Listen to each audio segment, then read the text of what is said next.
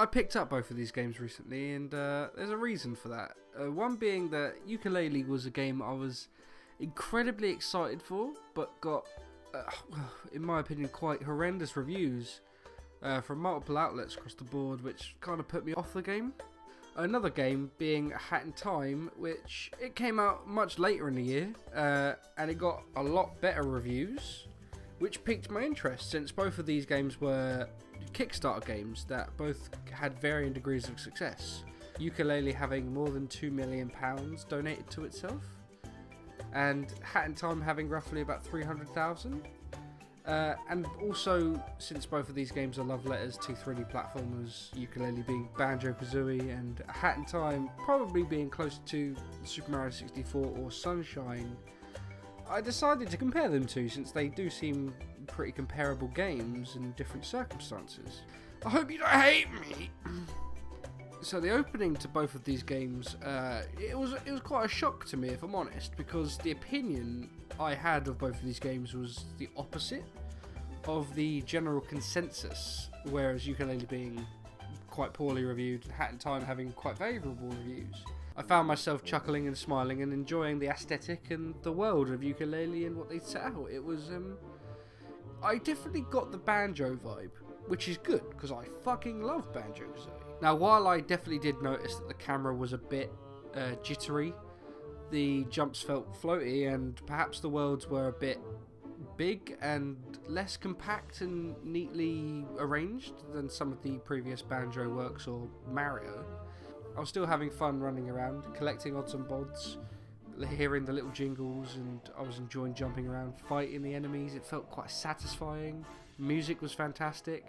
General aesthetics were quite pleasing, and I was quite happy with it. There are areas that are clearly locked off until you expand upon them by using the pages you find. But it isn't really shown or communicated to you that that's where it will expand from, unless you do the expansion and you actually explore and traverse the levels, and you get up to high peaks where you think there will be something hidden, but there actually isn't. And it kind of feels disappointing and a waste of time, because you have to traverse back down, otherwise because there's falling damage.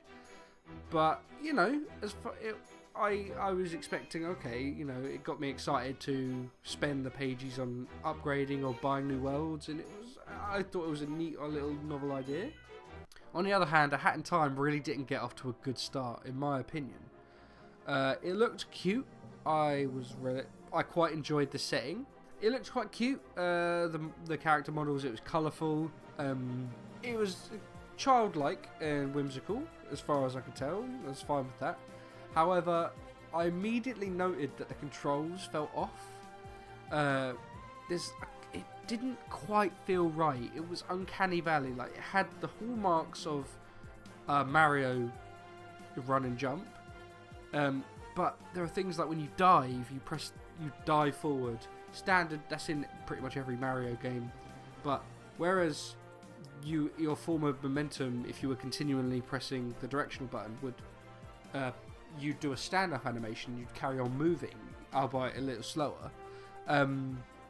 It stops you dead in your tracks, and it was a bit jarring for me, because you have to press jump to get it back up. If little things like that, like the wall running and jumping was sort of, it didn't feel punchy. It didn't feel like properly gauge how I would jump and how I would move about in the world. Maybe because it was quite different from games like Odyssey, which I've been playing, or Zelda. I didn't feel like I was totally in control of my movements, which is never a good start. You run around in what I can only describe as the hard world, and when you sit down on things, me believing that, you know, you can interact with different things, maybe a real fun thing, or you get a collectible or something, it zones the music out slightly and does camera movements in a way that made me feel something was going to happen. But actually no, it was purely just to have a nice view from the camera and have a look at the models and the general setting. Which, I don't know, it probably could have been, that could have probably been communicated slightly better, but I was starting to get a bit, okay. then the game starts when you finally jump into level 1. You go to Mafia Land or Mafia Island. I definitely was not a fan. The opening world of Mafia Town was very cluttered. I didn't think there was a very clear path going forward. I wasn't sure what kind of gameplay it was setting. Was this going to be a Banjo open world, you explore, you go get the collectibles? Or was it going to be like Mario, where sure it would drop you in an open world, or it would drop you in a relatively linear part of an open world, but it would direct you with camera movements to a clear goal that you should do. Instead, it just sort of drops you in the middle of an open world and lets you explore a very cluttered, weirdly put together. I didn't like the world. I wasn't a very big fan. I didn't really have any context for a lot of the things which wasn't visually represented, so I didn't know what the gems did. Are they a currency? Do they count towards a live system? Shouldn't do fucking this day and age, but I don't know. Whereas, I mean, I'll give Yooka-Laylee some prompts. It does the standard Banjo thing where you collect something, you'll have the little and it'll explain what it does. Fine, they were quite clear in what they were meant for. Whereas the gems are used for buying badges, I believe, or buying, I think it is just buying badges. Yeah, I believe so. So it didn't really explain how the combat would work. I mean, you obviously swing to hit things, that's great, but then randomly sometimes the first enemies that you fight against sometimes will go red and you won't be able to hit them with the X. Instead you have to jump and do a diving attack. It's not explained very well. It's not a good tutorial. They do not know how to introduce mechanics very well. And then immediately after you're introduced to combat, I luckily figured out through the button prompt that you can do a diving attack, and that's what kills the people, but only sometimes. It doesn't really, like, those are the sort of the enemies that you'd get in later on worlds. You'd usually start off with the small pigeon enemies which you can just hit, that's it, they're dead, done. Or perhaps you're forced into running and jumping on an enemy which will kill them, which will do the button prompt. But straight after that it locks you into a boss fight which locks the camera into a 2D, almost like Klonoa. I don't know if that's like, I don't know, that's just what it reminded me of, where it's like a revolving 2D environment, which completely goes against the rest of what the game was about. It was a 3D move around platformer, so that was jarring once more. Just introducing the fact, I was thinking, okay, all boss fights are going to be just like this. This is, oh no, I was not having a good time.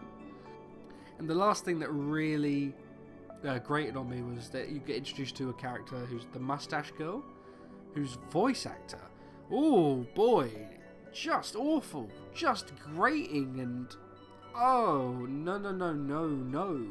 Hey you! Down there! Don't think I didn't see you stalking me! But that was my opinion on the opening parts of the levels, and I'd heard different things. I heard that Yooka-Laylee's first level was the best level. It did contain Shovel Knight.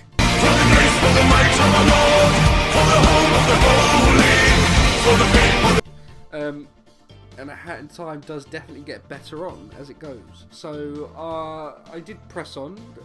I was a bit wary, but okay.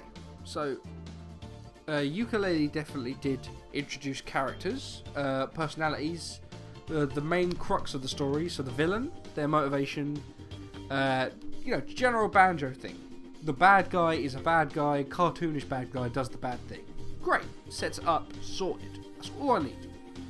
A Hat in Time explains that some mafia guy, who's just a stupid mafia guy, gets onto a spaceship and breaks it, causing time to fly out.